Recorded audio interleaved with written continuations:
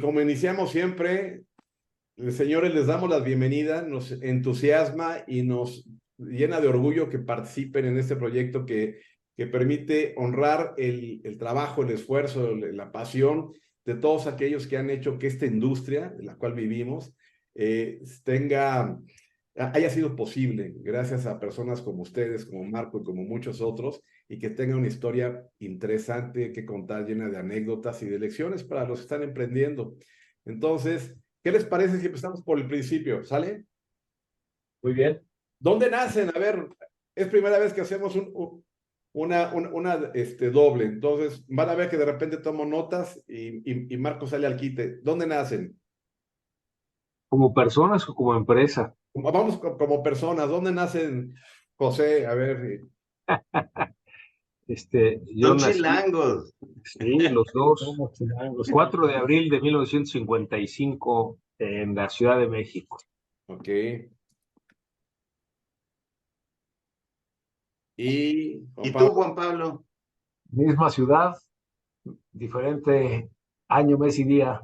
20 de marzo de 1965. 75, órale. No estoy tan chavo. 65, soy 5. ¿Me repite la fecha que no alcancé a escuchar? 20 de marzo de 1965. Ah, ese sí, ese sí de los míos. Ok. Eso. Oigan, ¿vivieron todo el tiempo allá en el DF? Yo viví en el DF hasta los 24 años en que nos casamos, y yo, y nos fuimos a estudiar a Stanford la maestría. Allá nació José, nuestro primer hijo, y de Stanford regresamos a Guadalajara. Y la razón es que este era el año 82, recordarán la nacionalización de la banca, una macro devaluación. CONACYT, que era quien nos estaba becando, nos dijo, acabando semestre se acaba la beca, a mí me faltaba terminar la tesis. Entonces entré a trabajar en la universidad, un proyecto en la universidad para hacer la tesis, la concluí, y no había trabajo en México por la misma crisis que había cada 6 años. Entonces conseguí trabajo en Hewlett Packard en Palo Alto. Ah, mira. Hewlett Packard contrataba estudiantes extranjeros en Estados Unidos que se quedaran a capacitar en Estados Unidos y luego se fueran a su país de origen para que las filiales estuvieran manejadas por gente local. Yeah. Y de Palo Alto, donde estuve trabajando ahí en Hewlett Packard, llegué a Guadalajara cuando abrieron la primera planta de Hewlett Packard en Guadalajara, año 82. Y en diciembre del 82 fui el empleado número 11 de Hewlett Packard. Hoy son más de 6,000. Trabajé 3 años en Hewlett Packard, Guadalajara, hasta que me independicé para fundar Soluciones. Es la razón por la que vivo en Guadalajara hace más de 40 años. En realidad fue donde conseguí trabajo, una vez que CONACYT nos cortó la beca y que no había trabajo en México, pues conseguí Hewlett Packard en Palo Alto y luego con Hewlett Packard aquí en Guadalajara. Y ahí estuve trabajando 3 años. 3 años, ok, muy bien. Pero ahí nos saltamos una cosa que es bien importante para esto. ¿Qué estudiaste y por qué decidiste estudiar eso? Sí, estudié una maestría en ingeniería civil. Eh, ¿Y como carrera? yo soy ingeniero civil. Estudié ingeniería civil porque me gustaba la física y las matemáticas, en la física más la estática que la dinámica, por eso decidí ingeniería civil. Wow. En realidad, lo que desde la preparatoria me gustaba eran las computadoras, pero no existía, aunque no lo crean todavía, la carrera de ingeniería en sistemas. Pues sí, ya lo creemos con todo lo que hemos investigado. Entonces, pues los que nos dedicamos a la computación, pues eran matemáticos, físicos, actuarios, ingenieros electrónicos, ingenieros eléctricos, ingenieros civiles, ingenieros industriales. Entonces, digamos que la elección de la carrera fue por el gusto de las materias, pero después, digamos que un poco la orientación de la maestría era, bueno, tengo que comentar algo más. CONACYT daba becas de maestría por 2 años y la maestría en Stanford era de 1 año, entonces estudié 2 maestrías, una en ingeniería y otra en administración. En ingeniería era un poco buscar la aplicación de la computación hacia la ingeniería, resolver problemas de ingeniería con computadoras. Tomé algunas materias de administración y me gustó, y entonces estudié una maestría en administración. Después, pues como me gusta mucho el estudio, solicité entrar en Stanford y en MIT después de la maestría. Hay 2 tipos de grados: el Engineer's Degree, que es un doctorado profesional, o el PhD, el Philosophy Doctor. Eh, el Engineer's Degree tiene una orientación más hacia la parte profesional, el PhD más hacia la parte de investigación y docencia. Entonces estudié un Engineer's Degree, nuevamente 2 años, que era lo que me daba de beca CONACYT, que fue la que se quedó nada más en 1 año. Afortunadamente había acabado ya los créditos y ya nada más faltaba la tesis, que fue la que la completé trabajando en la universidad. Pero siempre, digamos, en el estudio, con la idea de lo que se podía hacer con las computadoras, ¿no? Eso en la preparatoria nos enseñaron diagramas de flujo, nos enseñaron a codificar. Me parecía fascinante lo que pudieras hacer para resolver, lo que se puede hacer para resolver problemas usando la computadora. Ok. Pero Oye, en ese año del 82 ya había salido la IBM PC, ya andaban las Apple ahí circulando, ya tú ya trabajabas con ese tipo de equipos. Sí, de hecho, estando en Stanford, pues empezaron las computadoras personales, y eso fue de alguna manera el disparador para emprender el negocio. O sea, antes de la computadora personal, quienes tenían computadoras, pues el gobierno federal, algunos gobiernos estatales, los municipios grandes y los grandes corporativos. claro. Cuando surge la computadora personal, fue ver la oportunidad de que ahora las pymes podían utilizar computadoras, podían resolver todos sus procesos con computadoras personales, y de ahí fue que cuando iniciamos en el 85 con soluciones, que entonces Marcos se acordará muy bien, que se llamaba CIC, Consultores en Informática y Computación, ¿Cómo que no? después la misma empresa cambia a ser CompuSoluciones y Asociados, y es CompuSoluciones la marca comercial. Pero fue, digamos, cuando abrimos la empresa, ese fue el disparador: es decir, a ver, ya hay PCs, las pymes ya pueden entrar al mundo de la automatización, y ese primer año lo que buscábamos era ayudar a las empresas a justificar la inversión en una computadora personal. Lo que pasa es que en ese tiempo, y te acordarás muy bien, Marco, eran computadoras que no tenían disco duro, eran de 2 discos flexibles, la capacidad de memoria era de 64, no gigabytes, no megabytes, sino A kbytes. ver, claro. Y No costaban ten- lo que un Volkswagen. Sí, sí, sí. Entonces, bueno, porque además eran tiempos en que pagábamos 100% de arancel para importarlas, ¿no? Claro. Entonces, convencer a una empresa que invirtiera en un estudio de justificación de inversión de una computadora que era carísima, que básicamente no hacía nada, no tenía ni aplicaciones, tenía lenguajes de programación. Entonces había que programar en Basic, en COBOL, ya después en C y en Pascal, pero al principio pues es lo que había, ¿no? Entonces, pues sí encontramos pocas empresas que quisieran invertir en que les ayudáramos con una consultoría para justificar la inversión en una computadora personal, ¿no? Eso ahora suena ridículo, pero esa fue la razón por la cual quebramos el primer año, ¿no? No hubo suficientes clientes que les fuera atractiva en nuestra propuesta de valor.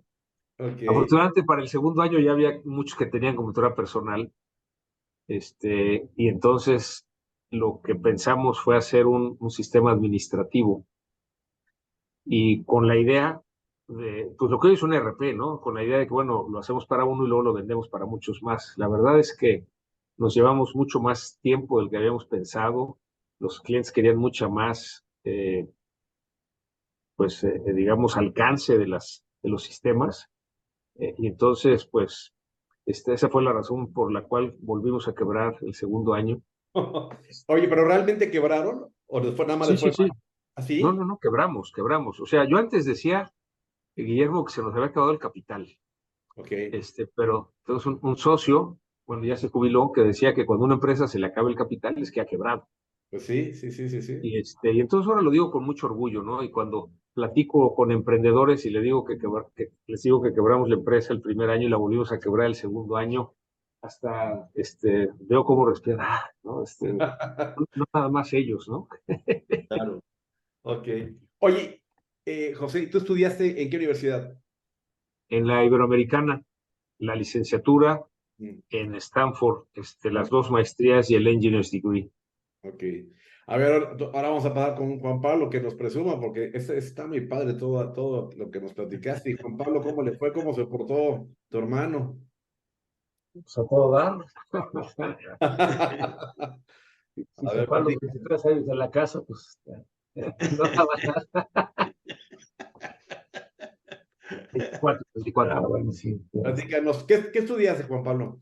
Yo estudié Ingeniería Cibernética y Ciencias de la Computación en la Universidad La Salle, en la Ah, Ciudad de México. a ti te tocó con Tron, quizás, o algo así, ¿no? Sí, claro, con Juan Luis ahí, Ah. por supuesto que sí. ¿Y qué te Eh, empujó a irte a ese tema de las computadoras? Porque aunque tú eres un modelo bastante más reciente, pues también cuando entraste el tema estaba muy incipiente. sí, mira, eh, yo como que siempre desde pequeño sabía que sería ingeniero, por Ok. ese gusto por las matemáticas y todo ese proceso. Entonces, ya que estaba yo en la etapa de definición, pues decía, bueno, una ingeniería industrial con la intención de después hacer una maestría en sistemas o en cómputo. Ok. Y esa era como la visión.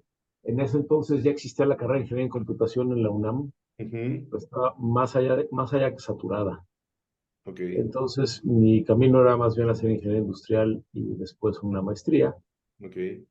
Y en el proceso, estando ya en tercero de prepa, encontré el programa de estudios de la Universidad La Salle de Ingeniería Cibernética, que tenía una concepción de ser una ingeniería general con herramientas cross de las distintas ramas de la ingeniería, de electrónica, de ingeniería civil, de ingeniería industrial, de mecánica, un pedazo importante de administración y una base muy sólida en cómputo. Y Ok. dije, oye, esto es como mi dos por uno, porque puedo hacer la ingeniería y puedo hacer la parte de sistemas en el mismo proceso. Y Ujú. no me equivoqué, porque finalmente fue una carrera muy bonita, eh, muy padre en todo ese proceso y así me gradué de ingeniero Qué en, bien. ¿En qué año te graduaste? En qué año te graduaste, Juan Pablo? en el 89, En el 89. Y así ya es. de ahí ya te fuiste a trabajar con José. Sí, yo estuve trabajando en la universidad desde el 85, en la parte del centro de cómputo de la universidad para todos los sistemas de gestión de la universidad, de administración de la universidad, particularmente los sistemas que tenían que ver con control de alumnos, todo el Ok. control escolar. En ese grupo estuve trabajando pues por 4 años. Después salí para trabajar en una empresa donde le damos representación a CompuSoluciones en Ciudad de México. En aquel entonces era consultores en informática y computación, y tú te has de acordar, CIC. Sí, Y sí. entonces le damos representación a CompuSoluciones y hacemos algunas otras cosas de distribución de productos que vendía CompuSoluciones en México.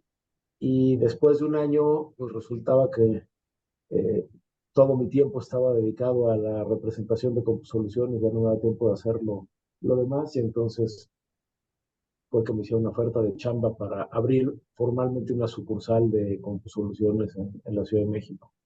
Alguien platicando ahí, te mencionó, moviendo cajas ahí, en un edificio ahí por Sí, Polanco, no claro. sé por dónde, Pues ¿no? mira, Ah, sí, claro, justamente, claro.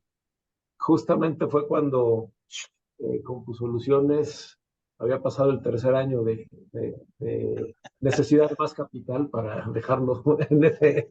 Entonces, bueno, estábamos operando para generar la venta. Entonces, teníamos una oficina muy pequeñita en la calle de Niágara 68. Ándale, sí. Este, ¿Sabes quién fue? Fue Alfredo Ugalde de Cuasar que dijo, yo me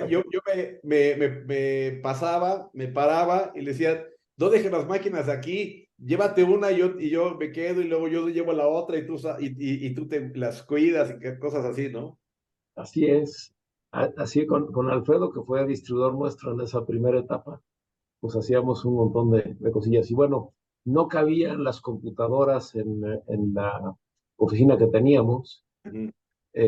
No había manera de que el camión que las repartía entrara en esa callecita. Entonces mis papás, que siempre fueron muy apoyadores de nosotros, nos prestaban un pedacito de la sala de su casa para que llegaran las computadoras y las surtiéramos 2, 3 días después. Ese era nuestro almacén. Y pues llegaban 4 o 5 computadoras hasta que llegó un plotter. Ay, Dios. Sí, ya no ocupo. Tapó toda la entrada de la casa. Ay, ya no cabía. Ese plotter, el Draft Master, no, el Draft Pro, que venía como si fueran 3 computadoras juntas. Era de Houston Instrument o era Hewlett Packard. Era Hewlett Packard. Desconozco Ok. si la tecnología abajo traía otras cosas, seguramente sí, pero era Hewlett Qué Packard. curioso. Entonces teníamos un chofer que en ese entonces pues me ayudaba de 3 de la tarde a 7 de la noche, porque él tenía otra chamba en la mañana y ya con eso pues, era una gran ayuda, ¿no? Para no tener que hacer Claro, lo que hacíamos antes con Alfredo. Este, claro. y entonces Eh, un día me dice, oye, ahora llegó un muerto. Digo, ¿cómo que llegó un muerto? Si es que es como si fueran 3 computadoras juntas y es del tamaño de un ataúd. Ah, bueno, pues el muerto era el Draft Pro. Y ese era manejable, pero un día llegó un Draft Master y ese venía ensamblado de fábrica con todo y platos, entonces venía acostado Oh, y era como 3 muertos. Y ese sí no entraba, híjole. entonces se quedaba en el garage de la casa. Entonces, cuando eso pasaba, yo tenía que correr para contratar el transporte que llegara a recogerlo y llevarlo a su destino antes de que llegara mi papá del trabajo.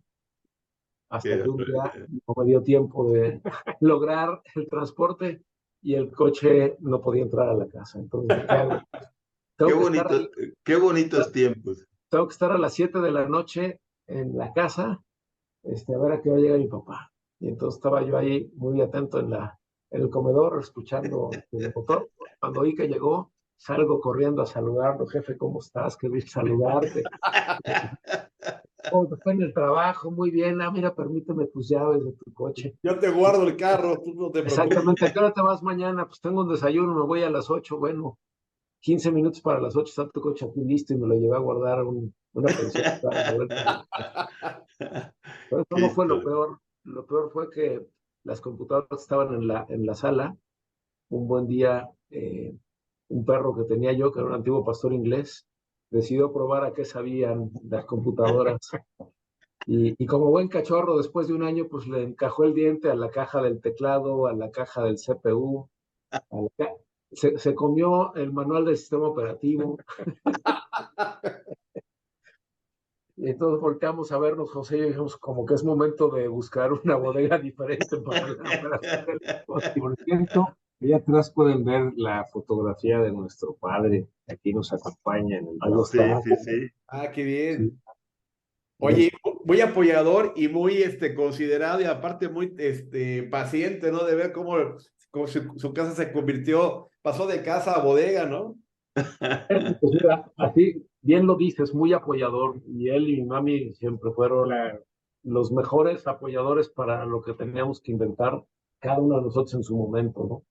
Qué bueno. Qué, qué, ¿Tienen qué más Así es. hermanos padre. en el negocio o solamente ustedes dos? Perdóname, ¿Tienen más hermanos en el negocio o solo ustedes dos?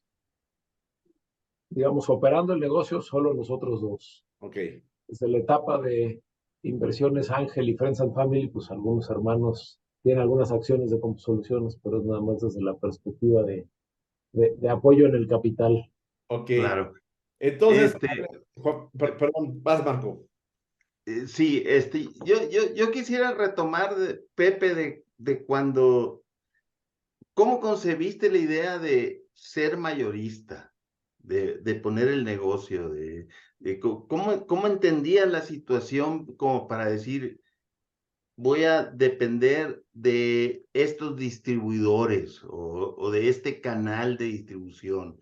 O sea, porque tú siempre tuviste una mente clara en ese sentido, ¿no? Y digamos que después de esos 2 primeros años en que quebramos los 2 años, afortunadamente en el tercer año logramos punto de equilibrio. Y digamos que fue cuando empezaron a aparecer ya algunas aplicaciones, una hoja de cálculo, desde luego no el Excel ni el Lotus 1, 2, 3, sino el VisiCalc. Musical, claro. Y antes de VisiCalc, un programa que Marco se va a acordar muy bien, el IFPS, Interactive Financial Planning System. ¿Cómo no? Este programa existía para los mainframes y costaba $1,000,000. Luego salió una versión para las mini computadoras y costaba $100,000. Pero luego sale una versión para las PCs y cuesta $5,000. Entonces nos fuimos a Estados Unidos a firmar la distribución. No sé cómo nos la dieron, pero fuimos ahí a Austin con Executive, y nos firmaron nos dieron la distribución, nos trajimos el IFPS a México y con el IFPS montamos, fue como la primer solución que armamos. Le vendíamos una computadora con el IFPS, con un curso de capacitación de cómo usar el IFPS y con una asesoría de implementación. Okay. El IFPS lo que producía eran hojas de cálculo, y entonces se usaba para producción, se usaba para finanzas, en fin, muchos usos dentro de la empresa. Y con ese mismo concepto de soluciones apareció el AutoCAD, entonces hacíamos soluciones de diseño, una computadora, un plotter, el AutoCAD, un curso y la asesoría de implementación. ¿Y Apareció, el coprocesador? claro, bueno, el coordinador. El coordinador El también. coordinador, que, bueno, pues era un software mexicano que ayudaba a lo que ahora es el correo electrónico. Era el que hacía Telos, ¿no? El coordinador de Telos. Exactamente, exactamente. Entonces nosotros lo vendíamos también. La parte de la oferta. Parte de la oferta, la computadora, un módem, el coordinador y dábamos el curso de cómo pues se podía hacer esas comunicaciones de manera remota. Era un sistema, no sé cómo se llamaba, no es que estuviera constantemente enviando y recibiendo, sino que te conectabas, store and forward, ¿no? Y entonces enviabas los mensajes, cuando se conectaba, se traía de regreso los que eran para ti, los contestabas y otra vez te conectabas, y así era como funcionaba. También apareció el PageMaker, y ese se va a acordar muy bien Marco. ¿Cómo no? Entonces vendíamos una computadora, una impresora láser, el PageMaker, el curso de capacitación, la asesoría de implementación. Entonces en ese, digamos, tercer año que logramos La láser con un cartucho PostScript. Sí, exactamente. Para tipografía. Te acuerdas muy bien, te acuerdas muy bien. Entonces era el PC Memo, ¿no? Lo que imprimías. Exactamente, sí. Y entonces, digamos que ahí todavía era una venta, digamos, directa a los clientes. Hewlett Packard nos busca por el IFPS para darnos una distribución especializada. Básicamente lo que ellos nos decían es, cada que vendas un IFPS, véndalo con una computadora Hewlett Packard. Así es como firmamos el primer contrato con Hewlett Packard como distribuidor especializado. ¿En qué año fue eso? En el 85. ¿Qué ha sido? Nosotros arrancamos 85, eso debe haber sido 87, 88. Sí, creo que 87, 88. Y después, digamos, en un momento en donde lo que nos ofrecía Hewlett Packard es que de acuerdo con el volumen que comprábamos de computadoras nos daba un mayor descuento. Entonces el primer paso fue pues hablar con los distribuidores de Hewlett Packard en Guadalajara y decir, pues hagamos una empresa mayorista, compremos juntos y pues ahí tenemos ya un margen adicional. La respuesta es interesante porque lo que me respondieron fue, pues mejor haz tú la empresa y nosotros te compramos si nos mantienes las condiciones que nos da Hewlett Packard. Mira. Y entonces, todos excepto uno, hubo uno que no quiso, digamos, comprar con nosotros, que finalmente luego se asoció con otro distribuidor senior de Hewlett Packard, que es como les llamaba Hewlett Packard a los distribuidores mayoristas. Era un mayoreo especializado en el sentido de que no le podíamos vender las computadoras Hewlett Packard a cualquier distribuidor, tenía que ser un distribuidor certificado por Hewlett Packard. Había en total como 150 distribuidores certificados por Hewlett Packard a nivel nacional.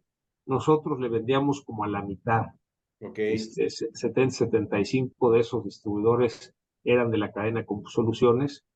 Fue pues realmente un tiempo de el mayoreo cerrado, que fue muy bueno para Hewlett Packard. Logró el liderazgo de mercado en PCs, cosa que no tenía en ningún país del mundo. Fue un buen negocio para Hewlett Packard, buen negocio para nosotros como distribuidor senior, que es un mayorista especializado. Buen negocio también para el distribuidor certificado, porque no cualquiera podía vender las máquinas Hewlett Packard de muy buena calidad, y muy bueno también para la empresa, para el cliente, para el usuario. Eh, Eso, digamos, creció durante varios años hasta que Hewlett Packard, que había sido una empresa muy conservadora, siempre excedía los resultados financieros de lo que prometía en la banca, pues decide que ya no quieren ingenieros como, en la dirección general como CEO, ¿no? Sino que necesitaban a alguien que supiera de mercado, y es cuando contratan a Carly Fiorina. Ajá, Y, wow. y Carly Fiorina, pues en su afán de convertir a Hewlett Packard en la empresa número 1 del mundo, dijo, pues, ¿cómo lo voy a hacer? Al ritmo que crece esta empresa no es suficiente, pues voy a comprar empresas, ¿no? Entonces decide comprar Compaq. Compaq, pues recordarán, en ese tiempo iba pues ya en caída libre. Realmente la salva Carly con la compra, pero de paso se lleva Hewlett Packard. Fue una crisis interna para Hewlett Packard, porque Hewlett Packard es una empresa conservadora de principios y valores, de distribución cerrada, en una filosofía de negocios ganar, ganar, que creo que eso es lo que más lo distinguía, ¿no? No era una empresa que buscaba cómo ganar nada más ellos, sino que se preocupaban que también ganaran los distribuidores senior o mayoristas y los distribuidores certificados. Eh, y bueno, la visión de Carly pues era otra, ¿no? Ser la empresa número 1 del mundo. Y bueno, ahí viene una crisis importante para nosotros, porque Hewlett Packard decide, no como los productos que quedan, no por la participación que tiene en cada país. En México, Hewlett Packard tenía un liderazgo sobre Compaq, pero a nivel mundial Compaq tenía el liderazgo. Entonces deciden que las computadoras que van a vender son las de Compaq. Nos comunica Hewlett Packard que ya no nos reciben pedidos, y no nomás eso, sino que los pedidos que tenemos colocados quedan cancelados y que ahora los pidamos a Compaq. Cuando nos acercamos a Compaq, sí, échame tus papeles, vamos a firmar un contrato de distribución, todo eso pues lleva tiempo, ¿no? Una vez que logramos completar esos papeles, pues pedimos este producto. Cuando nos llega el primer producto, nos damos cuenta que nuestros distribuidores podían comprar con otros mayoristas más barato de lo que Compaq nos vendía a nosotros. ¡Wow! No puede ser, qué bárbaro. Sí, digamos, habían Una entrado discontinuidad de modelo de negocio brutal, ¿eh? brutal. Sí. Mientras Hewlett Packard tenía 150 distribuidores certificados, decían que los requisitos para ser distribuidor de Compaq era con que lo insinuaras. Con eso te daban la distribución. Entonces, los 20,000 distribuidores vendían Compaq, todos los mayoristas vendían Compaq. Y no nomás eso, sino que había algunas desviaciones en cómo manejaban las grandes licitaciones. Un mayorista tenía una licitación, por decir algo, de 1,000 máquinas, le daban un precio especial y pedía 2,000 a ese precio. Entonces, 1,000 eran para la licitación y los otros 1,000 para dar en la torre al mercado. Y por eso es que podía vender más barato a los distribuidores de lo que Compaq nos vendía, el fabricante nos vendía a nosotros, ¿no? Claro. Entonces sí ¿En fue en qué año fue eso más o menos, Pepe? Eso es 2000. Año 2000, 2000. 2002, como en ese rango, ¿no? Sí, 2000, 2001. Ok. Es que la fusión de HP Compaq se anunció, si mal no recuerdo, en el 2000 y se ejecutó en el 2001. Ya sabes, Y Fiorina duró un año, ¿no? Creo, ¿no? Algo así, ¿no? un año más. Sí, a lo mejor 1 o 2 años. A Fiorina la corrieron de HP. Ella misma lo hizo público. En alguna conferencia que escuché de ella después dijo, a ver, a mí me corrieron de HP, ¿no? Y me corrieron, a pesar de que yo logré que HP fuera la empresa más grande de tecnología, pero bueno, no quisieron seguir adelante con ese modelo, ¿no? Luego se lanzó de candidata a presidenta de Estados Unidos por el Partido Sí, Republicano, ¿no? Sí. Sí, también. Así es. Y bueno, fue un cambio importante también hacia adentro de Hewlett Packard, porque, por ejemplo, cuando eh, creo que era el CEO mundial de Hewlett Packard, era Lou Platt, Ujú. vino a México a inaugurar Santa Fe, la oficina corporativa de HP en Santa Fe, inauguró el centro de distribución en Guadalajara, Ujú. el centro de distribución para América Latina, el LADO, Latin American Distribution Operation, e inauguró una oficina en Monterrey. A mí me tocó pues, estar en la gira y, por ejemplo, en el vuelo de Monterrey a Ciudad de México, un vuelo de Aeroméxico, Lou Platt venía como pasajero en clase turista, ¿no? Y bueno, eso era lo que se vivía en el ambiente corporativo de Hewlett Packard. Sí había un avión de Hewlett Packard que hacía el recorrido del área de la Bahía a Sacramento, porque eran muchos los empleados que iban de un lado a otro. Tienes que hacer tu reservación y para transportar, y te cobraban lo que era el transporte, simplemente fue para optimizar esos gastos. Cuando entra Carly Fiorina, pues no nada más viaja en primera clase, sino tiene su jet privado, y no nada más uno, sino que tiene al menos dos. Entonces cambia esa política de austeridad, de orientación, hacia el cliente, a la importancia del producto, la calidad del producto, y entonces Carly Fiorina infla las cifras, ¿no? Y promete al mercado que va a tener muchas más utilidades de las que eventualmente tuvo, y es cuando empieza la crisis, ¿no? Empieza a caer la acción de Hewlett Packard, hasta que, bueno, pues eso pues se ha tenido que, después de que la corrieron, ¿no? Pues partir Hewlett Packard, ¿no? Ya no me acuerdo en qué orden, fueron partiendo, la empresa, pero eh, alguna de las decisiones que tomaron fue comprar una empresa de software inglesa, Sí, realidad aumentada, no sí, sé si recuerdo esa. 17 mil millones de dólares, 17 mil millones de dólares, Eso que fue lo que finalmente, derramó el vaso, ¿no? sí, eso fue, y finalmente esos 17 mil se convirtieron en cero, o sea, no tenía Sí, sustancia. Ok. exactamente. De ese tipo de decisiones tomaban en ese Eso tiempo. fue después de Carly. Fue el que había sido CEO de Sí, SAP y que lo trajeron como CEO después de Carly. Compró eso y luego también lo votaron. y luego se fue a Oracle. A ver si te acuerdas de su nombre. Oigan, Pero pero a ver, vamos a nada más a repasar, a visitar unos puntos que son interesantes, porque aquí ya estamos en el 2000. Y antes de llegar a eso, ustedes en el 93 abren Monterrey, pero eso sucede entre dos eventos, entre tres eventos. Número uno, tuvieron en HP un gran director y seguramente tenían contacto con él, el buen Rafael Piccolo, que fue un gran director general, y sería interesante si tienen alguna anécdota de Piccolo. En el sí, cómo no. 85, en el De- de- 85 se vivió el terremoto, y esa sí ya es la primera pregunta.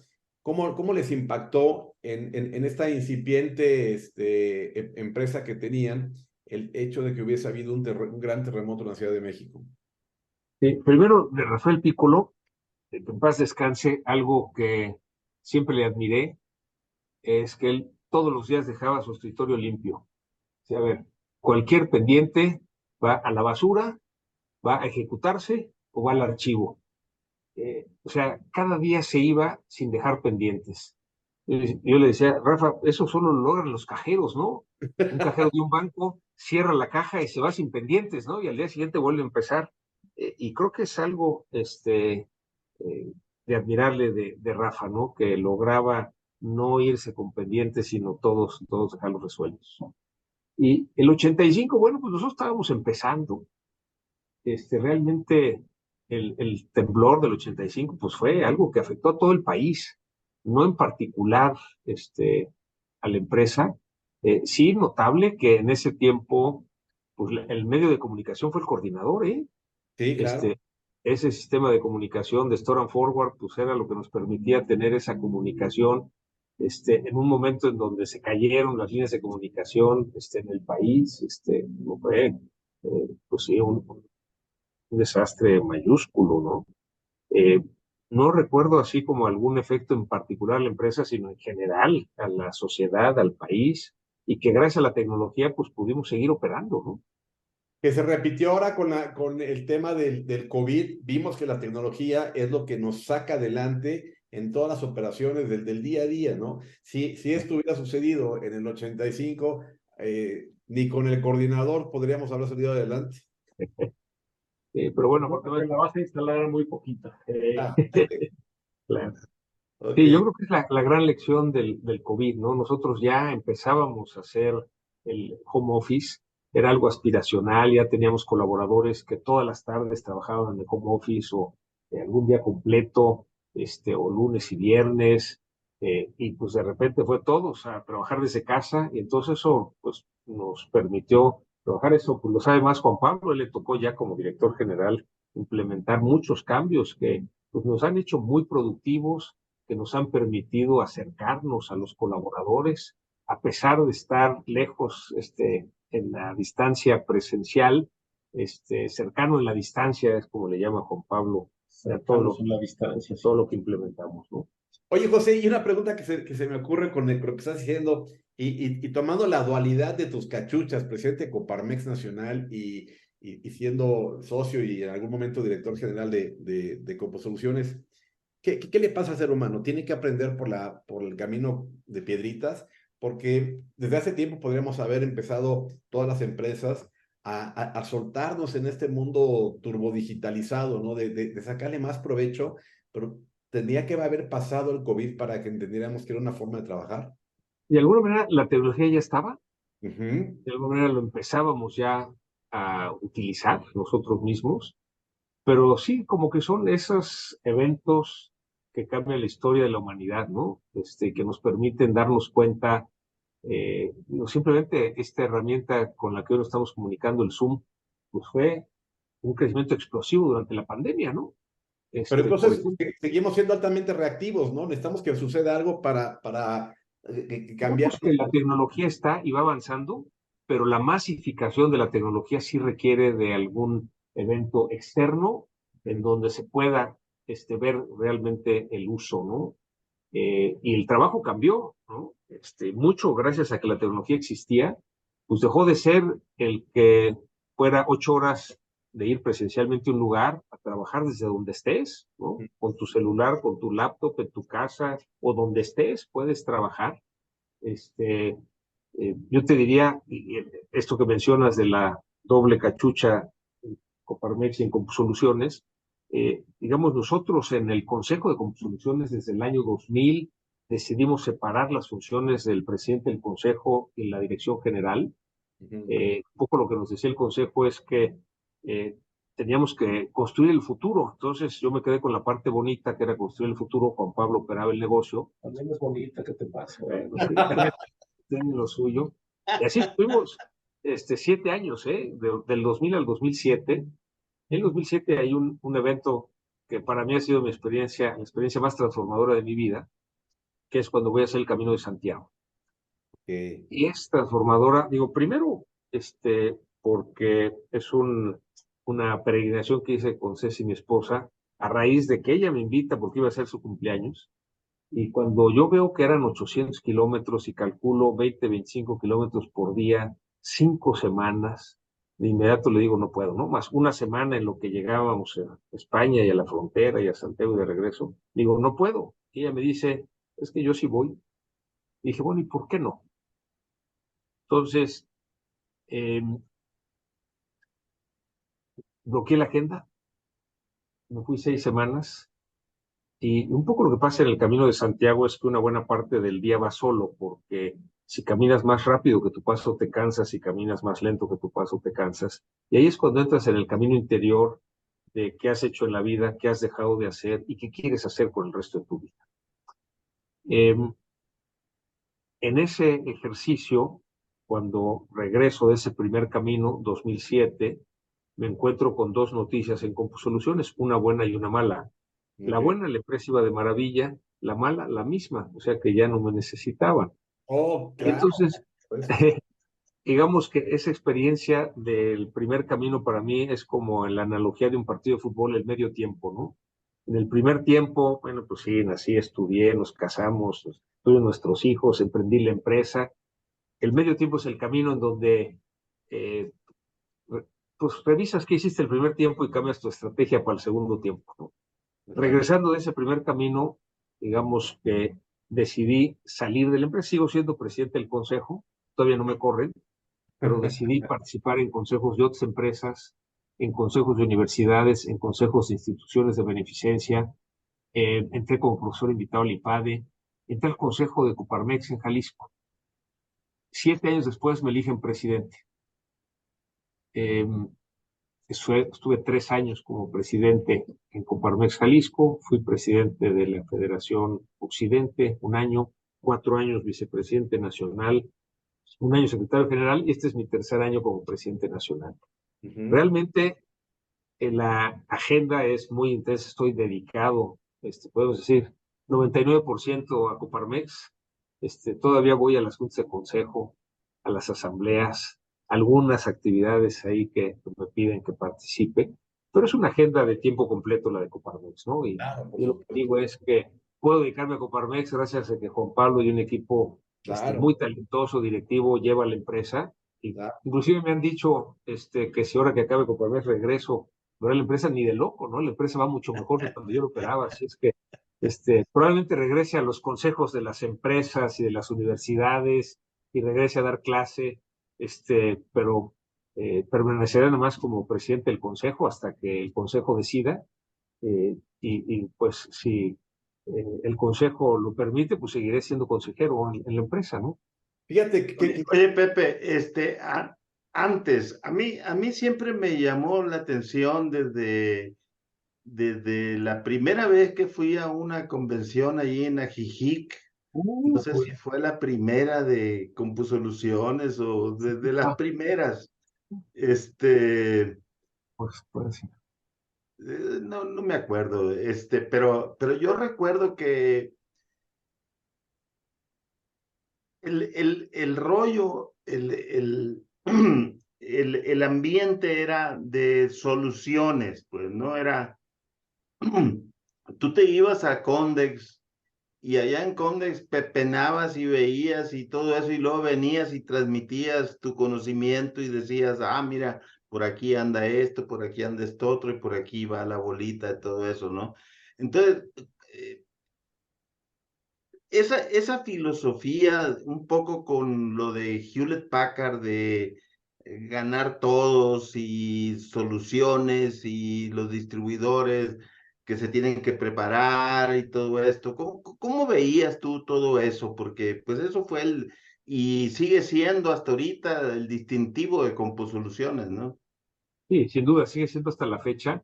Siempre fue, digamos, el que una vez que definimos que nuestra estrategia era el modelo del mayoreo de soluciones, dependemos de los distribuidores. Recordarás, Marco, que tuvimos un distribuidor, vendíamos directamente y hubo un momento, y eso sucedía porque nuestros distribuidores vendían como en las pymes, pero los corporativos les vendíamos directamente a través de ese distribuidor. Conforme fueron creciendo, los distribuidores empezamos a chocar y decidimos cancelar nuestro distribuidor y pasar todas las cuentas a los distribuidores. Ese es el compromiso del modelo de mayoreo.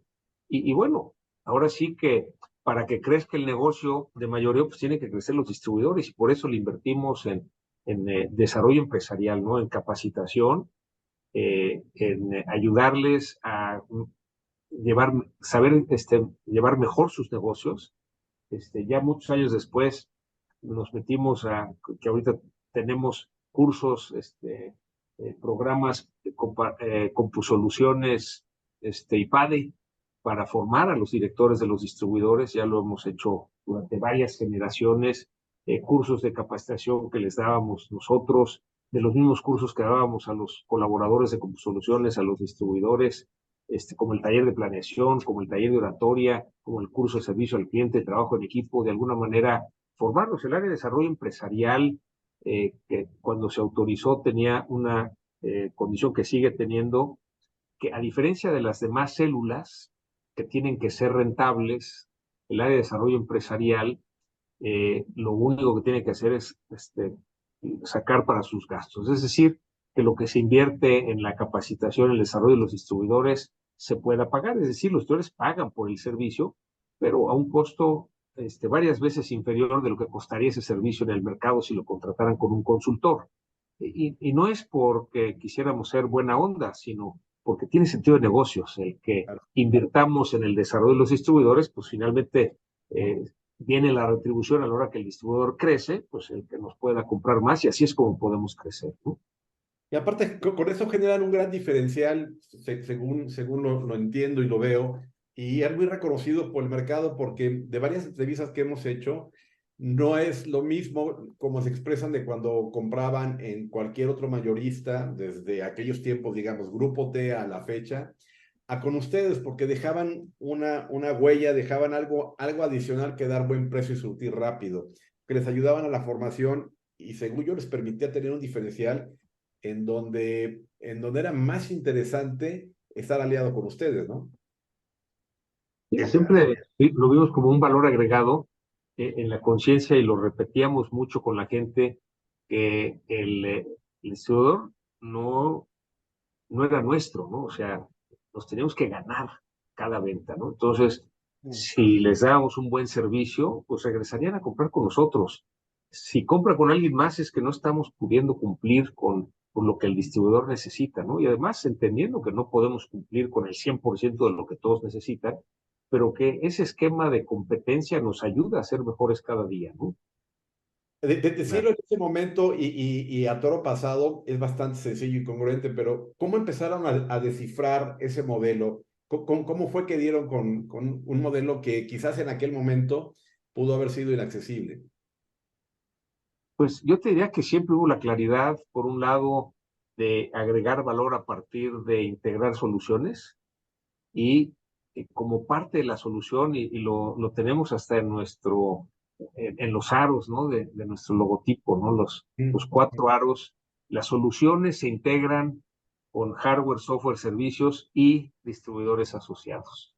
Entonces, es parte esencial de la solución. ¿Por qué? Pues porque ese distribuidor, como Rafa González Acuña en Tampico, es el que está cerca del cliente. Entonces, el hacer, digamos, una alianza con él tiene sentido, y así con cada distribuidor en cada ciudad, porque esa es la atención local, ¿no? Donde proveemos las soluciones, hardware, software, servicio, algunos servicios dados por el mismo distribuidor, otros por nosotros, otros por un tercero, y así es como integramos las soluciones, pero siempre hubo como esa claridad de que hacer alianza en un esquema en donde todos pudiéramos ganar, tenía mucho sentido de negocios, ¿no? Y cuando Oye, veamos Pepe, la realidad, cuando veamos la realidad, nada más para completar esta pregunta, de que en el canal de distribución había muchos distribuidores nuevos cada año y muchos distribuidores que el siguiente año ya no estaban. Esto que llamamos la mortandad infantil. Y que veíamos que necesitábamos darles un montonal de entrenamiento a los distribuidores para que pudieran tener su certificación con HP en aquel entonces y pudiéramos mantener ahí el negocio. Y en ese sentido, la mortandad infantil de los distribuidores salía bien cara. Entonces, lo que necesitábamos hacer es un proceso en el que les ayudáramos a sobrepasar esta condición de la mortandad infantil. En ese, todas las empresas están formadas por un muy buen técnico o un muy buen vendedor.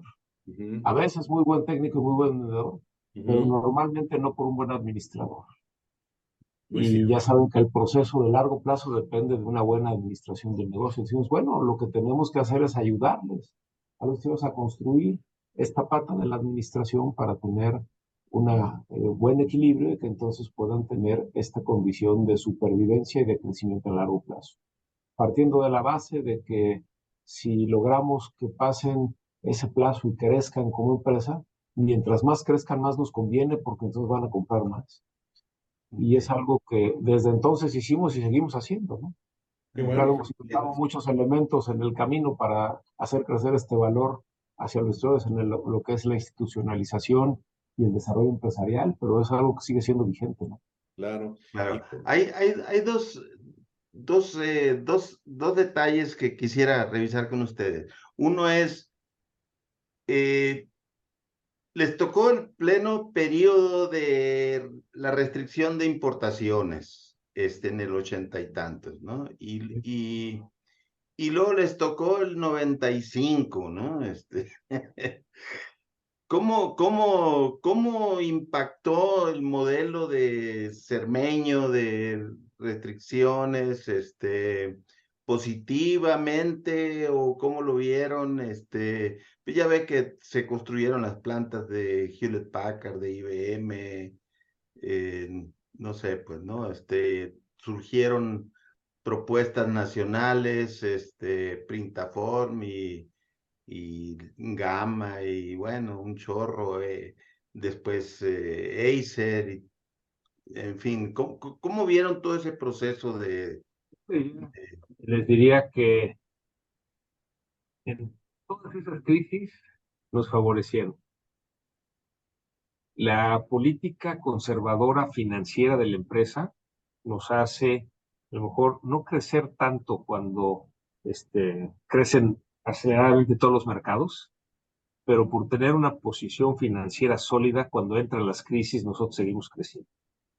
Cuando vino la crisis del 94, no teníamos deuda en dólares, y habíamos sacado líneas de crédito en pesos y habíamos le pagábamos a Hewlett Packard por anticipado. Eso nos daba un descuento financiero interesante, pero además nos dejaba una deuda en pesos y no en dólares. De tal manera que cuando viene esta crisis al final de 94, pues hizo que estuviéramos alto inventario, comprado con el dólar a 3.46 cuando se fue a 5.50. De hecho, una de las decisiones en dirección que tomamos fue, bueno, ¿cuánto vendemos el inventario que tenemos? Nos lo podemos quedar y lo vendemos a 5.50, que es lo que vale ahorita. Lo vendemos a 3.46, que es a lo que lo compramos. Y lo que decidimos fue venderlo a 3.95. 3.99. Dijimos, aquí el dólar vale 3.99. Bueno, que teníamos de inventario de 3 meses, porque era el tiempo en donde subías tus compras para posponer el pago de impuestos. Entonces teníamos para 3 meses inventario, lo vendimos en un mes. Eso nos dio la liquidez para pagar los créditos en pesos, que en el 95 empezaron a subir las tasas de interés, llegaron hasta el 150%, ¿no? O sea, terrible. Eso hizo que el 95 fuera el mejor año de toda la historia hasta ese momento. Y así ha sucedido con cada crisis. Ahora en la pandemia, pues también no ha sido la excepción. Fue el mejor año en toda la historia, ¿no? Entonces, esta posición financiera conservadora, en donde no especulamos con el tipo de cambio, tenemos una protección financiera para no perder, pero tampoco tratar de ganar especulando con el tipo de cambio. Ganamos por la operación del negocio y protegemos las variaciones del tipo de cambio. Y esto nos da una postura sólida, quizá en tiempos en donde todos crecen, crecemos menos, pero en tiempos en donde muchos se caen, nosotros seguimos creciendo. Bueno. Y esa ha sido un poco la historia de la empresa, en donde pues nos ha funcionado el tener esa estrategia financiera sólida. Qué bien. En los 80, principios de los 80, había toda esta política de restricción de importaciones, y Ricardo Cermeño era un personaje importante en ese tiempo ahí, junto con Nathan Warman, no recuerdo su nombre exactamente. Y entraron muchas marcas, entraron marcas nacionales, algunas que Cermeño llama estrellas fugaces, porque entraron y luego ya después desaparecieron a los cuantos años. Y después vinieron ya empresas más serias, más formadas, como Acer Computec, que yo recuerdo que ustedes tuvieron alguna división que las comercializaba. No recuerdo si estaba Gerardo Pérez, sí, claro. Gerardo Pérez, y bueno, en ese tiempo también llegó Compaq y llegaron todo eso. ¿Cómo vieron ustedes todo eso? Porque ustedes cuando estaban con HP, pues HP es muy celoso y no quería que vendieran otra cosa. ¿Alguna vez IBM, etcétera? Yo te diría, Marco, que el contrato de distribución de Hewlett Packard no pedía exclusividad ni premiaba la exclusividad. Fue decisión estratégica nuestra vender nada más Hewlett Packard. Claro, eso construyó una relación de confianza de muchos años. Cuando aparecieron otras marcas, no las vendimos, no las vendíamos dentro de CompuSoluciones. Acer efectivamente la vendíamos en una empresa adicional que hicimos, mayoristas en computación, que manejaba pues, Gerardo Pérez. Sin embargo, conservamos, digamos, en lo que era el distribuidor, sino nada más Hewlett Packard. El rompimiento viene cuando Hewlett Packard cambia, ¿no? Y cuando dice, pues ya no hay las Vectras, ahora son las PCs de Compaq.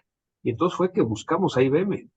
IBM tenía computadoras, digamos, de calidad en un canal semicerrado, más acorde con lo que era nuestra estrategia, ¿no? Sabíamos hacer.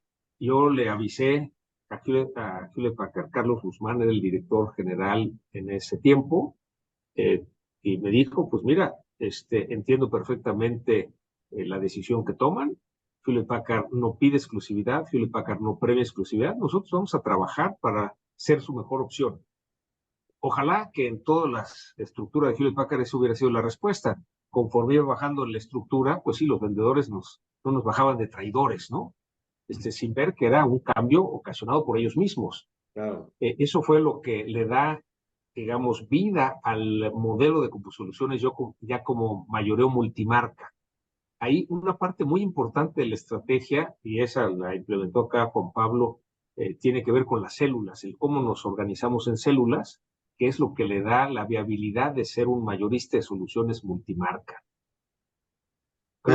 Platícanos un poco de eso de las células, Juan Pablo. Cuando yo fui nombrado director general en el año 2000, me daba cuenta que teníamos unidades de negocio rentables y unidades de negocio que no eran rentables. Y que de alguna manera, pues unas cargaban a las otras, ¿no? Y bueno, siempre en los negocios tienes que apostar por ciertos proyectos y habrá algunos que sean rentables y otros que no. El chiste es que identifiques con claridad cuando no son rentables y los eches fuera. Y me da cuenta como que nos costaba mucho trabajo sacar el tapón a la alberca, ¿no? Entonces dije, oye, ¿por qué no hacemos empresas independientes?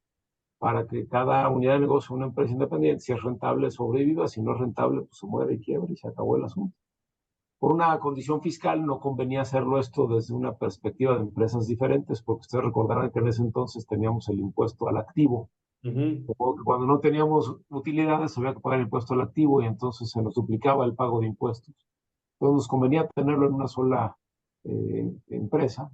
Y entonces lo hicimos de manera gerencial, hicimos unidades de negocio con estados financieros gerenciales y el líder de la unidad de negocio tenía la métrica sobre P&L y eso funcionó muy bien. Y entonces fuimos creando nuevas unidades de negocio, firmando nuevas marcas y traíamos un grupo de ventas que lideraba la unidad de negocio y las operaciones, la mercadotecnia, la TI la hacíamos toda de la parte corporativa y entonces crecíamos con unidades de negocio, cada unidad de negocio fundamentalmente con ventas y mercadotecnia, algo de soporte y todo lo demás era corporativo y así crecimos de manera interesante. Y nos dio la viabilidad para ir midiendo bien el P&L y saber en cuáles debíamos estar y en cuáles debíamos salir. Claro. Y esto evolucionó a que las convertimos a cada una de estas unidades de negocio en células de trabajo autocontenidas. Esto fue en el 2008 que hicimos este cambio para que cada unidad de negocio una célula de trabajo autocontenida que tuviera todo lo posible de forma tal que el corporativo quedara muy delgadito.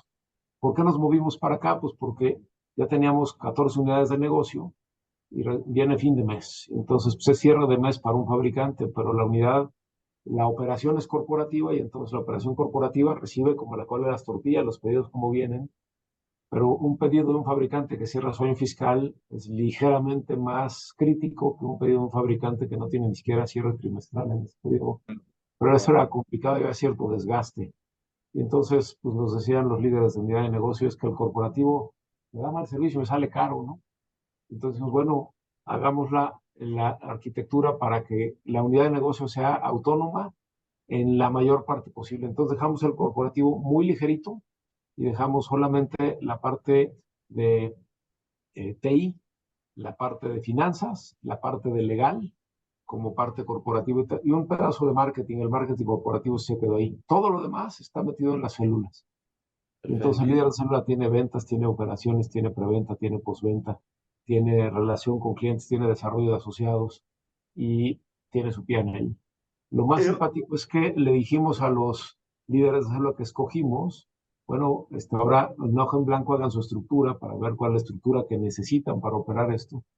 Y entonces uno de los líderes que antes me había dicho, oye, es que el corporativo me sale caro, viene y me dice, oye, estoy bien asustado. ¿Y por qué? Pues porque una vez que hago mi estructura mínima, el costo que tiene es el mismo que teníamos antes, ¿no? Entonces, más bien, no era un tema de costo, sino un tema de eficiencia operativa.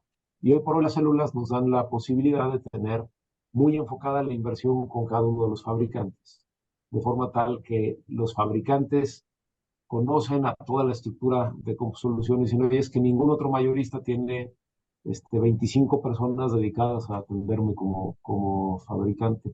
Y eso les da mucha confianza y entonces nos da una sinergia muy interesante.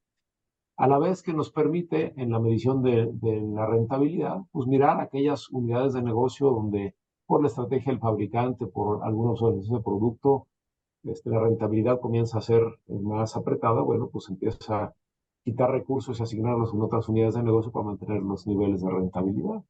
Y con sí, eso nos ha permitido una flexibilidad padrísima. oye, Juan Pablo, ¿y a ti te ha tocado toda esta etapa de nube Correcto. y de servicios de nube y todo esto? Que pues ahí la lana fluye de manera diferente, ¿no? Son rentitas Sí, sí, sí. y sigue habiendo venta de fierro, sigue habiendo venta, aunque alguna de esa venta ya se empieza a hacer también por rentitas. ¿Mm? Todo se está convirtiendo en rentitas, ¿no? Es la tendencia. Entonces, Es a una ti te ha evolución del tocado modelo. llevar eso, pero esa parte tiene un problema financiero, ¿no? De cambio, porque pues una cosa es que vendas y recibes la lana y otra cosa es que va despacito en el tiempo y el modelo de negocio, me imagino que tiene que modificarse un poco, ¿no? Así es. Y mira, finalmente, antes vendíamos, hablando de software, la licencia de software más su 18% de mantenimiento anual. Y hoy vendemos una renta que es más o menos equivalente a la tercera parte del valor inicial cada año. Y bueno, pues la estructura de costos al principio pues no daba. Pues tú tienes la estructura de costos para vender tus licencias completas más el mantenimiento y ahora nada más tienes el ingreso de la tercera parte. Y entonces había que entender que el modelo financiero sufría los primeros 2 años y después se componía y así ha sido, porque ya el primer año pues vendes, al segundo año vendes lo siguiente, pero renuevas lo primero, el tercer año vendes un año y renuevas los siguientes dos y ahí ya tienes una masa crítica equivalente al año cero y Claro. de ahí para adelante, ¿no? Y Pero eso es lo que ha permitido la escalabilidad. Sí, ¿Y Guillermo. eso cómo repercute en los distribuidores? Porque esa es la parte que ha sido más difícil para ellos, ¿no? Pues mira, yo creo que es Adecuarse a algo esto. que repercutió al grado de que algunos de los distribuidores dejaron de existir porque no pudieron manejar esta transición y otros encontraron espacios muy significativos para poder aprovechar la oportunidad de negocio. Vemos también que en ese momento hubo distribuidores nativos cloud que justo iban empezando y dijeron, pues yo no tengo el problema para atrás, yo Ujú, le entro y lo hago muy bien. Y han sido ujú. muy exitosos. Y aquellos distribuidores que pudieron cambiar su modelo de negocio y ajustarse, pues han sido también exitosos. Y algunos en el camino se quedaron. claro. Algo de lo que miramos es que a los usuarios les recomendamos, mira, sí sigue vendiendo el fierro y el software con venta perpetua, pero hazte una unidad de negocios que te permita arrancar con este proceso porque esto va a llegar de esta manera y eso provocó una evolución del modelo incluso en CompuSoluciones.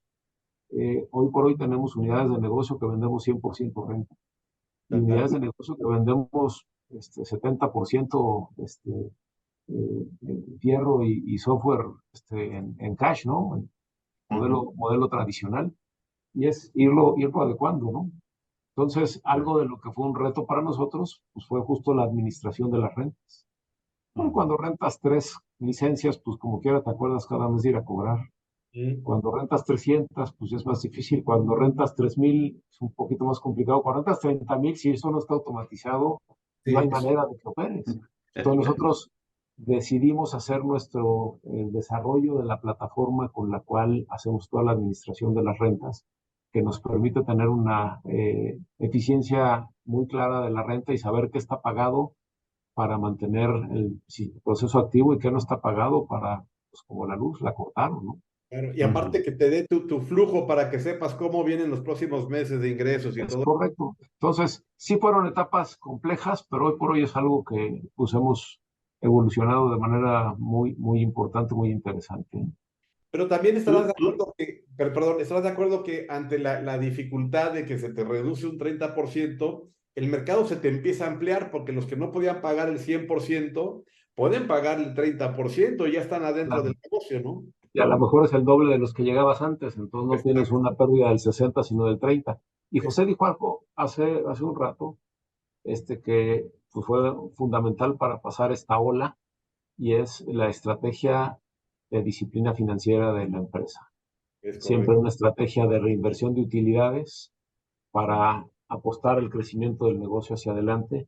Y entonces en esta condición hemos sido una empresa que ha tenido siempre una condición de capital de trabajo importante propio, sin estar mayormente apalancados en el proceso. Entonces, cuando el proceso, pues en vez de irse a 1 año, se fue a 3 o a 1 y medio con esta símil que hacías de los que dejaron la posibilidad, bueno, pues había manera de aguantar la operación mientras lográbamos esta condición de llegar a las renovaciones, ¿no? Es correcto. Es correcto.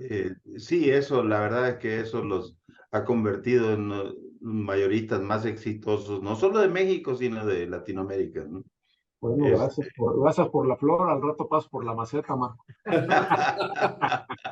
Oigan, y hablando de Latinoamérica, el tema de salir de México, ¿alguna vez lo coquetearon o no?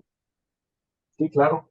Y de hecho, Muchos estuvimos años lo en coqueteamos. del 95 al 97, desarrollamos una alianza con Interpc de Miami para desarrollar el mercado primero de Centroamérica y luego de Sudamérica.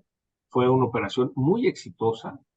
Un poco la idea que teníamos es que después de pues ese experimento fusionáramos las empresas. Ellos vendían de muchas marcas, pero no vendían HP, estaban en todo el mercado de Latinoamérica. Nosotros vendíamos solo HP y fue un buen complemento. Sin embargo, a pesar de haber sido un gran negocio para ambas partes, ellos decidieron vender su negocio. Ellos se lo vendieron a MicroH.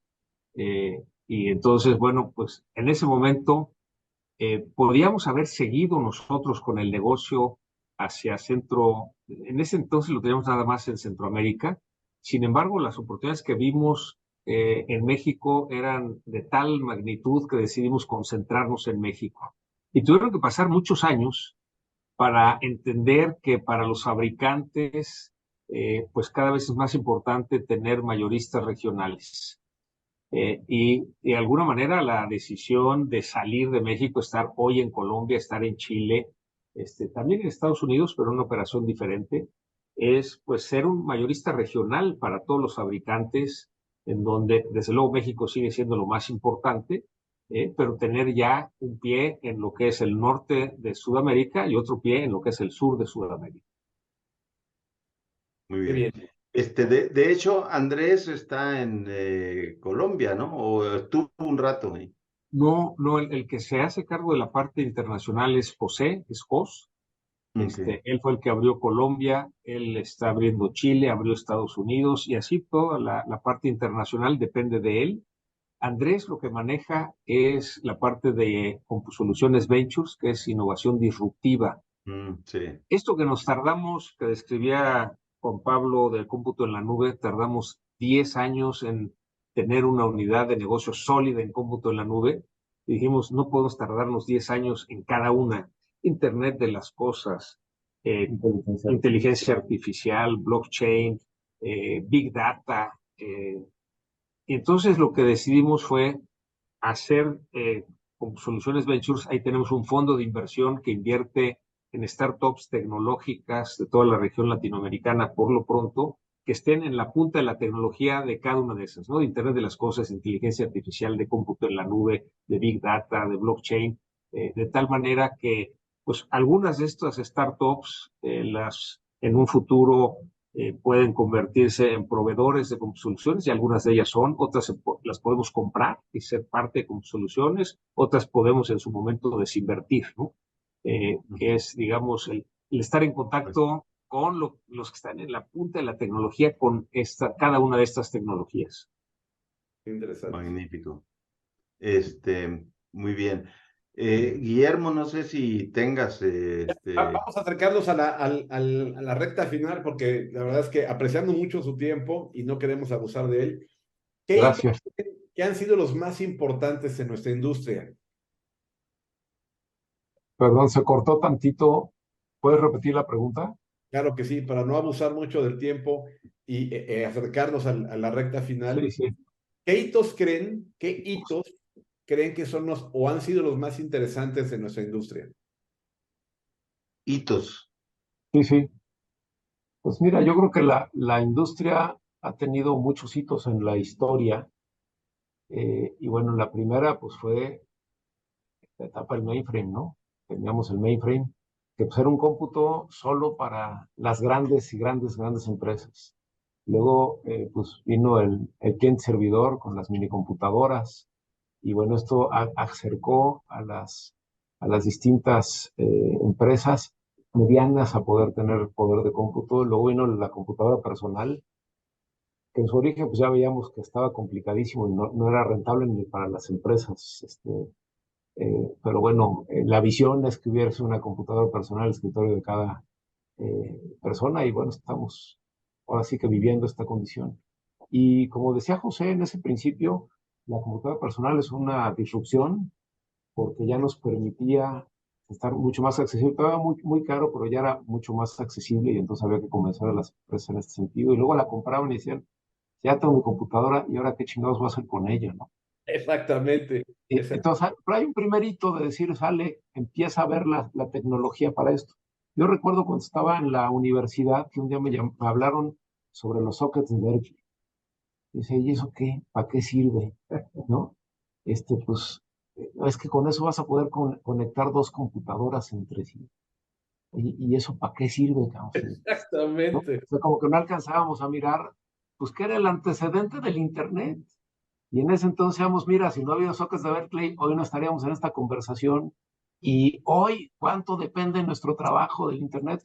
Otro hito ahí muy importante en la evolución en el Internet. Después, pues viene este tema de los teléfonos celulares. Pues el teléfono celular era muy sencillo porque funcionaba igual que funcionaba el teléfono estático. Pues, te podías comunicar y pues pero luego aparecieron los teléfonos inteligentes. El BlackBerry, que fue, pues, oye, ya además del teléfono me da la agenda, me da el correo electrónico, madre, pues, a todo dar. Y luego nació el iPhone, ¿no? Ese le Yo cambió. cuando salió el iPhone, pues yo compré dos y le regalé uno a José. Y si yo, ¿qué chingados hago con esto? Bueno, pues es un iPhone. ¿Y esto para qué sirve? Pues no sé, cabrón, pero lo vamos a usar. Y el hecho es que pues era igual que el BlackBerry, porque tenía bien poquitas aplicaciones, todo era gráfico, y lo primero que José me dijo, oye, pues está bien, pero está más difícil usar el teclado, está mejor el teclado de la Black. Y pues sí es cierto, era más sencillo, ¿no? Sí. Y pues no nos dábamos cuenta de para qué nos iba a servir esta tecnología. Y es otro hito, porque hoy, pues el 30% de nuestro día ocurre en esas madres, ¿no? Los teléfonos inteligentes. Para el trabajo, para socializar, para muchas cosas, ¿no? Luego viene, a partir de Internet, el cómputo en la nube, ¿vale? ¿Y eso qué es? Pues que en vez de que resida en tu servidor, va a residir en otros servidores en otros lados, va a estar conectado y disponible y con más seguridad. Pues sale a toda madre. Y al principio, pues no veíamos cuál era la utilidad que tendría eso en nuestro negocio. Y hoy, pues nuestro negocio opera ahí, ¿no? Exactamente. Estamos ahorita en la nube. Y en cierta forma nos pasa lo mismo hoy con la inteligencia artificial. Así Y bueno, es. hace 4 o 5 años empezaba a hablar de Watson y de la inteligencia artificial, pero es este año 2023 donde esto se convierte en algo muy accesible. Así es. Hoy por hoy estamos en decir, bueno, ¿y cómo la vamos a usar? ¿Y cómo vamos a hacer negocio de ello? Pues todavía no lo sabemos. Es momento de invertir en investigar para poder saber cómo le podemos hacer, pero pues será claramente un cambio tan disruptivo como lo fue la computadora personal, el teléfono inteligente, el internet, el cómputo en la nube, ¿no? Sí, en general los canales de distribución, si llega un cliente y les pregunta, ¿yo qué puedo hacer con la inteligencia artificial? Pues hasta el momento no saben qué contestar, ¿no? Bueno, algunos ya, pero sí, de Bueno, cualquier forma, lo que hoy se puede sí, hacer es poquitito, ¿no? unos cuantos, ¿no? Sí, La gran mayor parte están en Bavia, ¿no? Y saben, y les preocupa el cambio que se está dando, pero todavía no encuentran la manera así es. en general, pues, ¿no? En general, ¿no? No digo que todos, ¿no? Yo creo que estos hitos que nos ha comentado Juan Pablo desde el punto de vista de la tecnología, yo nada más le añadiría uno, fue el día, Juanpa, que en Comdex vimos este, gradas de peces conectadas entre sí, ahora sí, ya es real las redes de computadoras personales, ¿no? Sí, Novel. exactamente. Exactamente. Ahí fue, recuerdo muy bien esa experiencia, haberla visto en Convex. Wow, ahora sí, it's true. Claro. Ahora, a mí me gustaría añadir otros hitos que no tienen que ver con la tecnología, sino con el mercado. Venga, eso. El hecho de que haya existido esta política de fomento en nuestro país que exigía a las empresas que tenía que ser de capital de mayoría mexicana y que hubiera empresas extranjeras que le entraran, ¿no? Como Hewlett Packard, que se asocia con Grupo DESC, para entrar al mercado de computadoras personales en México. Claro, después llega IBM y negocia y dice, no, yo quiero ir solo, y entonces cambia la ley y ya Hewlett Packard recompra esa parte. Pero eso le dio vida al mercado de computadoras personales en nuestro país. Era todavía una época en que se pensaba en la protección del mercado, ¿no? Que eso era importante. Realmente lo que hemos visto es que el Tratado de Libre Comercio, pues que le teníamos tanto miedo porque íbamos a competir, ahora sí ya no había barreras, pues nos ha dado el mayor crecimiento que ha tenido el país, ¿no? Ha sido realmente una bendición para el crecimiento del país. Eh, Otro hito importante que no tiene que ver con la tecnología, sino con las decisiones de las empresas, yo creo que definitivamente esta disrupción que vino por la compra de Compaq, supuestamente HP compró Compaq, pero luego Compaq es el que se quedó con los productos, ¿no? Un takeover en estilo, en productos, en valores, en fin, en gente, ¿no? Gente. Sí. Pero yo creo que también hay otro hito, que es esta filosofía de Hewlett Packard ganar, ganar, con la cual creció en el mercado, fue líder en el mercado mexicano, y que luego esas personas se fueron yendo a otras empresas, a Microsoft, a Oracle, a SAP, y de alguna manera llevaron esa filosofía. Y entonces, digamos que nos hemos reencontrado con muchos ejecutivos durante muchos años, pero que tenían esa formación de valores y eso le da una característica especial al mercado mexicano, ¿no? Esa incidencia del ganar, ganar que tuvo Hewlett Packard por el liderazgo que tuvo en el mercado mexicano. Y hay que entender que en el resto del mundo los distribuidores de Hewlett Packard eran de impresoras láser. Es correcto. Yo recuerdo en algún congreso internacional que Hewlett Packard me pidió si podía hablar con unos distribuidores de Canadá, porque vendían láser, eran campeones en venta de láser, pero no vendían ninguna PC. Y me decían, oye, ¿pero cómo le haces para vender una PC? O sea, Hewlett Packard es impresión, es láser. ¿Cómo llegas con un cliente y le vendes una computadora con marca de impresora? Digo, muy fácil. Imagínate, la computadora láser, digo, la impresora láser es de altísima calidad, ¿verdad? No, pues sí.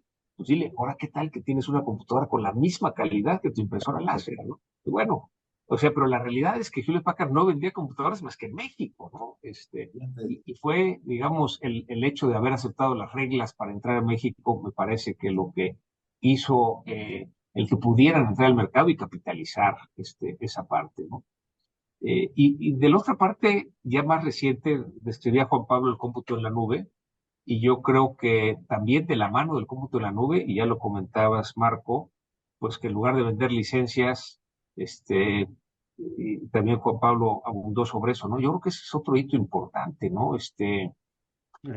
Pues de vender una licencia a vender por uso, ¿no? Un servicio, un software as a service. Y que significa, pues, disminuir los ingresos, que viene ese bajón, pero que luego ya se asimila, ¿no? Ya no vendemos, bueno, sí vendemos computadoras, pero mucho se vende en la nube. Claro. Ya no vendemos la licencia de software, sino se vende por uso. Son cambios fundamentales, ¿no? Y como dice Juanpa, yo creo que hay distribuidores que nacieron ya en el mundo del cómputo en la nube y que no entienden cómo era el mundo anterior, y distribuidores que pudieron dar el paso y por así que ajustar su estrategia para vender el cómputo en la nube y las suscripciones, distribuidores que nada más no pudieron dar el paso y ahí se quedaron, ¿no? Es correcto. Oye, claro. José y Juan Pablo, a ustedes y a nosotros nos tocó ver una generación de grandes líderes como ejecutivos, como directores de empresas, tanto de las empresas que venían de Estados Unidos como de mismas empresas acá.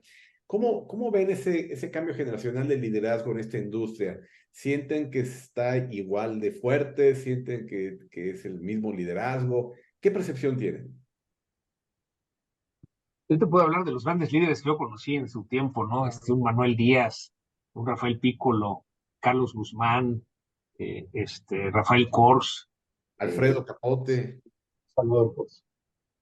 ¿Qué dije? Rafael Kors. Perdón, Salvador Kors. Salvador Kors, Alfredo Capote, ¿te tocó? Le tocó más a Juan Pablo. Sí, correcto. ¿No? Pero sí, digamos, de esos grandes líderes de las empresas de tecnología, que pues sí, fueron evolucionando, ¿no? Pues no sé cómo dirías, Juan Pablo, son los liderazgos. Pues mira, yo creo que hay grandes liderazgos en la industria, solo que la relación es un poco diferente, porque en aquel entonces las decisiones core de las marcas se tomaban en el país. Y hoy cada vez más son regionales o mundiales. Exacto. Acabamos de ver cómo Hewlett Packard Enterprise cambió lo que era la estructura regional, ya no es Latinoamérica, sino es Latinoamérica y el sureste de España, pero el sureste de Europa. Y entonces lo llaman láser.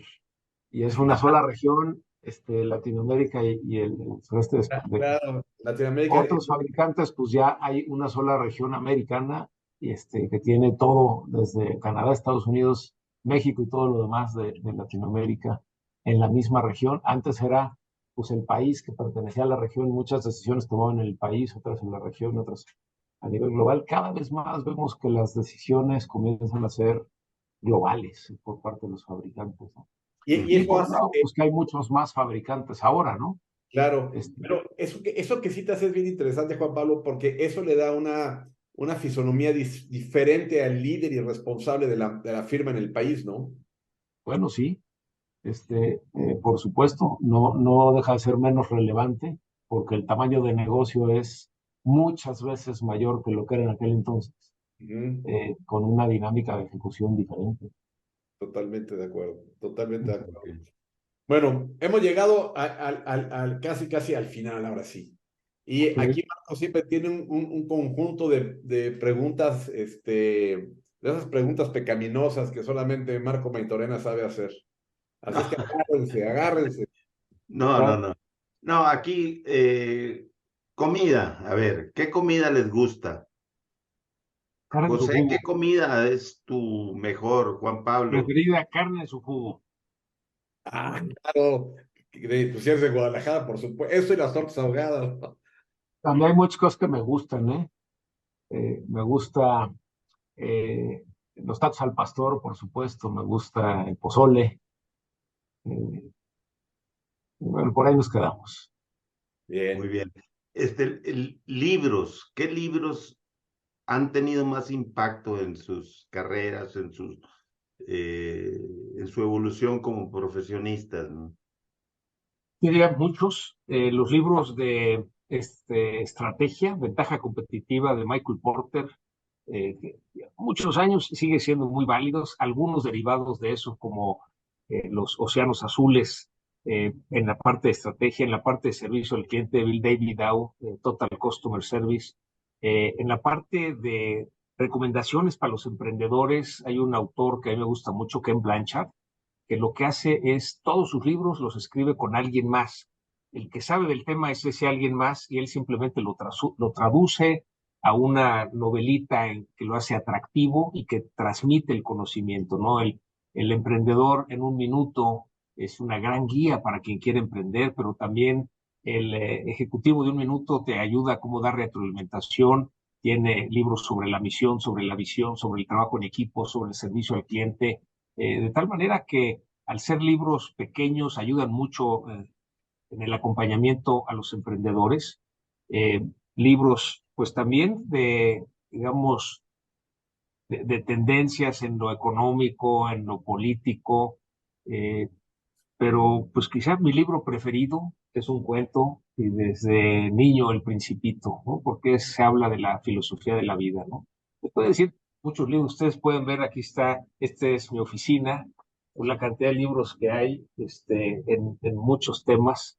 Eh, pues me gusta mucho, me gusta leer, me gusta estudiar, entonces, pues me dedico una buena parte de mi tiempo a la lectura. Afortunadamente, Ceci, mi esposa, también, entonces dedicamos tiempo leyendo juntos, cada quien su libro, pero luego comentamos el libro del otro, y entonces de repente empiezan a interesar libros que está leyendo ella y también leo, ¿no? Ok, muy bien. Muy bien. ¿Y tú, Juan Pablo? Yo complementaría, por supuesto que la línea de libros de Ken Blanchard es buenísima para la ejecución del negocio, para la optimización del negocio, para los equipos de trabajo, para toda esta construcción, ampliamente recomendables. Y bueno, digamos, libros no relacionados con la industria, a mí uno que me gusta mucho es La Cabaña. Me parece un libro muy interesante, es una novela con una gran tragedia de arranque para después abrirse al proceso de conversión personal, ¿no? Okay. Muy bien. Muy bien. Y personajes, ¿qué personajes han tenido más impacto, mundiales o nacionales o políticos? Y Gandhi, por su liderazgo, pues alguien que no tuvo nunca un título de ser presidente, primer ministro, más fue un gran líder que llevó a su país a la liberación, con una historia, pues realmente eh, interesante en los tiempos en que vivió, la discriminación, cómo supera eso, cómo se entrega a esa causa, ¿no? Este, eh, es un personaje que me ayuda mucho también en los cursos de liderazgo, el taller de liderazgo, porque tiene muchos aspectos ahí en donde se puede, de alguna manera, pues imitar, ¿no? Copiar esas prácticas. ¿Algún personaje que te haya impactado a ti, Juan Pablo? Pues mira, yo me voy más por aquellos descubridores en la parte eh, científica, en la parte geográfica, que han permitido pues cambiar el paradigma de la humanidad en general, ¿no? En esta condición, si hablamos de los navegantes, pues Magallanes claramente, hoy mucha de la cartografía que conocemos, la conocemos gracias a que él se fue a dibujarla con su barco, ¿no? Claro. Y esa es una condición donde hay una gran aportación, no solo en un segmento, sino en la población. A la humanidad, ¿no? Así es. Igual me quedaría con él. Muy bien. Muy bien. Guillermo, adelante. ¿Creen que a lo largo de todo este tiempo hay algo, o se arrepienten de alguna decisión de negocio o lo hubieran hecho diferente, hay algo que eventualmente les asalte de pronto así en las noches o, no hubiéramos hecho esto de tal forma o no aprovechamos o hicimos esta muy buena decisión a lo largo de tantas que han tomado? Pues yo te diría que a veces hay esa sensación de que no hubiera tomado esa decisión. Sin embargo, ya con la perspectiva del tiempo hay una razón para haberlo hecho, ¿no? Entonces, o sea, si tuviera que repetir lo que he hecho en la vida, lo volvería a hacer igual, ¿no? Perfecto. Claro, si hubiera la posibilidad de tener la experiencia que hoy tengo para volver a hacer lo que hice, pues, Bueno, un poco más rápido. Pero hablando de una decisión acertada, yo creo que el abrir el capital de la empresa a los colaboradores, el hecho de que hoy seamos más de 100 accionistas, pues permite que sea la empresa de todos, y que, pues a mí en lo particular me da mucho gusto cuando pues un colaborador dice, oye, pues voy a vender mis acciones o parte de mis acciones porque voy a comprar una casa o porque voy a comprar un terreno y construir. Es decir, que sirva realmente como algo patrimonial de todos, ¿no? En esta visión de que la empresa no es nada más de los accionistas, ¿no? Es de los colaboradores, porque sin colaboradores no hay empresa, de los clientes, porque sin clientes no hay empresa, de los proveedores, del gobierno, por los impuestos que pagamos, de la comunidad, y claro, también de los accionistas en esa parte, buscando el que pues, sea una empresa institucional, que sea una empresa, a diferencia de lo que a veces se maneja como empresa pobre y empresario rico, estamos convencidos en tener una empresa rica. Es la historia de los empresarios mexicanos, ¿no? Mucho de empresa pobre, empresario rico. Y creemos que debe de ser empresa rica y empresario digno, es decir, que vivamos dignamente con lo que la empresa nos puede pagar, pero en la conciencia que la empresa no es nada más el accionista, ¿no? Es de todos los grupos de interés, lo que es el concepto de la empresa consciente, ¿no? Perfecto. Te responderé, Guillermo, que tu pregunta es un poco tramposa.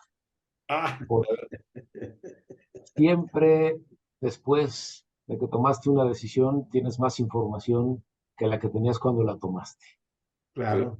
No puedes tomar una decisión cuando tienes toda la información porque cuando la tomes es demasiado tarde y ya se fue la oportunidad. Entonces, ciertamente de las decisiones que hemos tomado, pues algunas no han salido tan buenos negocios como en otras. Sin embargo, en esa condición, pues siempre tenemos posibilidades de aprender. Pues Claro. cuando no sale bien, pues no es que sea una mala decisión, la decisión debe ser buena o mala considerando la información que tenías en el momento que la tomaste, ¿no? Sí, y se juzga en el que no salieron tan bien como esperabas, pues a qué aprendes, ¿no? Exacto, sí, tiene que dejar lecciones aprendidas. Muy bien, pues para terminar y agradecerles, ¿con qué se quedan de esta conversación? Mira que con gratos recuerdos de lo que ha sido construir la empresa, de lo que ha sido participar en el desarrollo del mercado de tecnología en México, de grandes momentos como los que describía Marco, de esa primera o segunda convención en Ajijic. Ya no sé cuántos llevamos ahora, pero cada año seguimos creando esa comunidad, convencidos de aportarles a los distribuidores, de que no nada más sea una convención donde se van a divertir. Claro, también hay diversión, pero se van a formar, ¿no? Y vamos a darles información, vamos a darles formación, que después de la convención tengan elementos para manejar mejor su empresa. Recordar aquella primera convención de Ajijic, recordar a Nicho Gómez, que era el que manejaba precisamente la relación con los distribuidores, un gran amigo, realmente, pues muy padre, ¿eh? Carlos Domínguez me hizo una caricatura ahí con el pick-up ahí donde iba yo con mi familia. Nos fuimos. Carlos Domínguez, que en paz descanse, gran amigo, muy simpático. Muy simpático, sí. Qué bien. Un tipazo, sí. La verdad estamos súper agradecidos de que participen. La historia de esta industria sería imposible escribirla si faltaran ustedes y nos enorgullece mucho que sean parte de este proyecto. Gracias, Guillermo. Esperamos que en junio los podamos invitar a que les entreguemos el ejemplar conmemorativo, que va a ser un libro de gran formato, muy infográfico, en un brindis que va a tener así como el túnel del tiempo, porque vamos a regresar a los 80s, más o menos, con todos los que hemos entrevistado, que es una pléyade de gente súper talentosa, y que estén ustedes aquí y en ese evento será muy de mucho privilegio para nosotros. Y lo dejamos porque de aquí a esa fecha, don José tiene que hacer mucho trabajo para que en México las cosas cambien. Oye, sí. La parte más difícil. Estaremos celebrando en este brindis el avance de la democracia en nuestro país. Eso. Así es. Que así sea. Eso esperamos todos. Oye, y en ese túnel del tiempo a lo mejor nos encontramos algún número de PC Memo, ¿no? Pues sí, algo debe de haber, por supuesto. Es probable, sí. Es probable. Está padrísimo. Pues Muy yo les bien. agradezco mucho la atención, el tiempo, tan amena esta charla y siempre dejo que aquí mi querido Marco, que es el maestro de todo esto, nos cierre la conversación. No, pues yo nada más les quiero agradecer y espero que pronto hagamos este proyecto realidad y que lo podamos compartir con ustedes debidamente, ¿no? Pues padrísimo, estamos atentos. Muchas Muy gracias. bien, muy Un fuerte bien. abrazo. Un Gracias por fuerte tu abrazo tiempo. a todos. José José, pon a Roberto Rosas a trabajar, por favor, ¿eh? Lo tomaré en cuenta. Ok, gracias. Hasta luego. Hasta luego.